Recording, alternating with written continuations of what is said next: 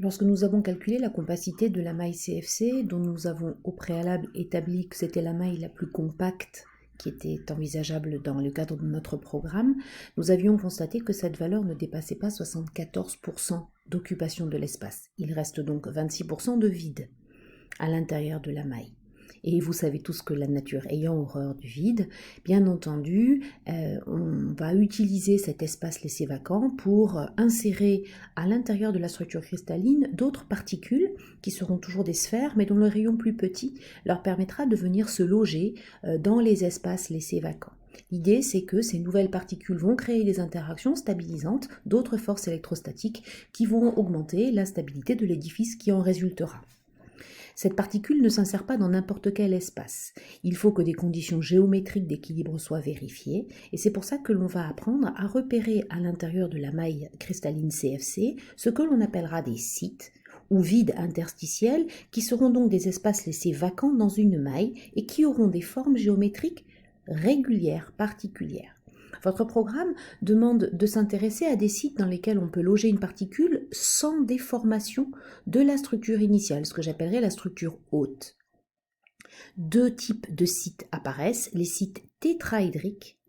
Alors qu'est-ce que c'est qu'un site tétraédrique? C'est le vide laissé par une structure dont le volume est prédéterminé par 4 sommets, qui sont donc des particules appartenant à la maille initiale CFC et dans lequel on vient insérer une particule comme ce serait le cas de la particule bleue. J'attire votre attention sur le fait que ce dessin-là présente quand même quelques petits défauts parce que la boule bleue apparaît comme étant de rayon plus important que les boules vertes, ce qui ne sera pas le cas. Une particule en site d'insertion est toujours de rayon inférieur à la particule haute. L'autre forme de site qui est au programme, ce sont les sites dits octaédriques. Ce coup-ci, le vide est déterminé par 6 atomes définissant entre eux un octaèdre régulier dans lequel on viendra insérer la petite particule verte représentée ici. Je voudrais profiter de cette simple visualisation pour attirer votre attention sur le fait que géométriquement, quand on va observer la maille et que l'on va chercher à mettre en évidence des octaèdres ou des tétraèdres, soit vous avez un dessin en 3D, comme c'est le cas de la représentation en dessous, dans lequel vous visualisez un peu plus facilement ce que peut être un octaèdre ou un tétraèdre inséré dans une maille CFC, soit il est bon d'avoir pris l'habitude de repérer que quand on place son œil au-dessus du tétraèdre, mais qu'est-ce qu'on va regarder? On va regarder qu'on observera la base de notre tétraèdre qui est finalement un triangle équilatéral et que au centre de ce triangle équilatéral se projettent deux choses.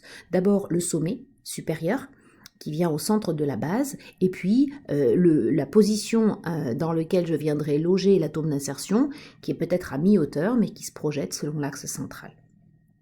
Si je fais le même travail, que je mets mon œil au-dessus d'un octaèdre, je vais observer une base qui est une base carrée, dont les sommets sont occupés par 4 des sommets de l'octaèdre, et puis l'axe central vient se projeter au centre de ce carré et correspondra à la superposition à la fois des 2 sommets manquants de l'octaèdre et de la position centrale dans laquelle je viens insérer mon petit atome d'insertion.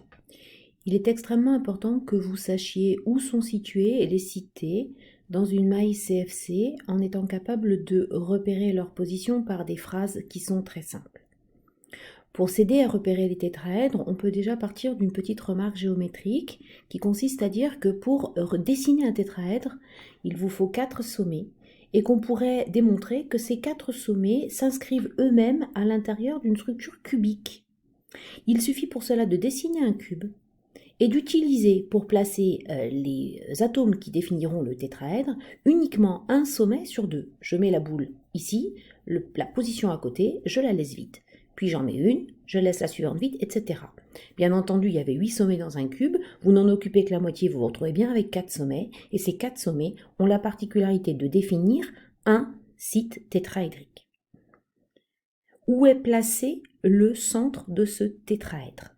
Eh bien, géométriquement, le centre d'un tétraèdre, il est sur la hauteur du tétraèdre, à 1/4 de la base, c'est un problème de répartition de vecteurs.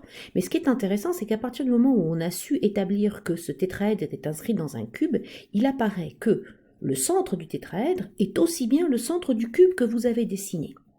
vous m'accorderez qu'il est plus facile de repérer un tétraèdre, justement de repérer un cube qu'un tétraèdre.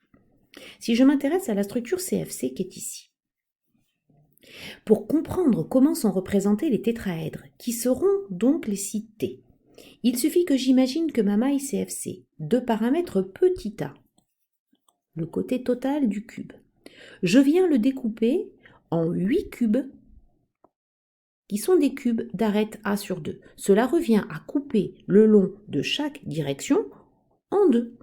Cela fait apparaître effectivement 8 cubes à l'intérieur de la maille CFC. Et prenez le temps de bien vous en persuader. Lorsque je m'intéresse à ce que je vais appeler des demi-cubes par facilité de langage, je vais bien entendu voir que je vais passer à chaque fois d'un sommet du cube occupé à un sommet du cube vide, etc. Et ça est valable pour toutes les positions. Donc que géométriquement, chacun de ces cubes d'arête A sur 2, et je répète, ils sont au nombre de 8 dans la maille CFC, sera tout à fait capable de représenter le tétraèdre qui est le site T de ma maille. Nous avons donc établi qu'il y avait 8 sites T dans un cube CFC, que ces sites T étaient bien les tétraèdres inscrits dans les cubes d'arête A sur 2. Autre façon de repérer les positions des sites T. Le site est le centre du tétraèdre, il est aussi le centre du cube d'arête A sur 2. Vous pourriez aussi dire où sont situés les centres des cubes en utilisant les propriétés géométriques de la maille CFC initiale. Nous avons dit que le site T était au centre du cube, donc du cube d'arête A sur 2. Où est le site ? Le site, c'est la petite étoile verte que nous avons représentée. C'est le centre du cube dont les arêtes sont repassées en gras. Comment je trouve le centre d'un cube ? Eh bien, au croisement des diagonales de ce cube. Qu'est-ce que je peux remarquer pour la diagonale ? La diagonale, eh bien, ça va être clairement le trait qui part du sommet qui est là et qui va au sommet opposé.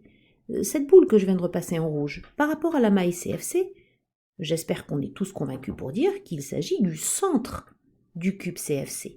Et la diagonale du cube d'arête A sur 2, finalement, apparaît comme la moitié de la diagonale du cube d'arête petit a.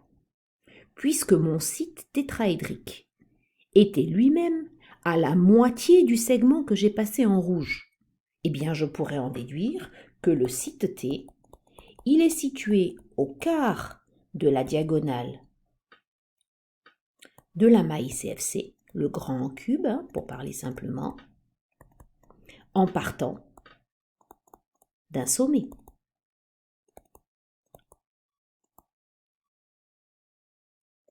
Donc, je peux en déduire que le site T est à une distance de chacun des sommets de la maille CFC qui sera la longueur de la diagonale du cube en 3D à racine de 3 sur 4. Voilà la distance qui sépare un sommet du site T. J'avais insisté sur le fait que cette distance-là, c'était la distance qui sépare uniquement le sommet de l'étoile verte. C'est cette distance-là qui est la distance petit d. Et cette distance, elle est intéressante parce qu'elle va conditionner la taille de la particule qui va être capable de s'insérer justement dans ce site T, toujours avec l'idée que cela ne doit pas déformer la structure initiale haute constituée des boules orange sur le schéma. Ce que l'on appelle l'habitabilité d'un site T, c'est finalement le rayon maximal de la particule que je vais pouvoir venir insérer. Et il est intéressant de savoir faire le calcul du rayon maximal. Ce rayon pour une particule en site T, je vais l'appeler le rayon RT. Alors j'ai anticipé en faisant un petit dessin qui rappelle les conditions dans lesquelles je me place. D'abord, on répète, la particule posée au sommet, que j'appellerai la particule haute, et la particule qui vient en insertion, la boule verte, sont des particules qui viennent au contact. Si les rayons sont les plus grands possibles, j'utilise tout l'espace qui sépare les boules, donc elles viennent se coller l'une à l'autre. la particule haute est un atome dont je suppose le rayon R, une particule sphérique de rayon R, et j'appelle RT le rayon de la particule d'insertion. Je pense que nous sommes d'accord pour bien dire que la fameuse distance D dont j'ai parlé, c'est la distance du centre à centre de chacune de ces deux particules. Et donc, la relation qui va définir l'habitabilité, c'est de dire que cette distance D, dont nous avons établi qu'elle est égale à le quart de la diagonale du cube, a racine de 3 sur 4, doit donc être égale à la somme de ces deux rayons.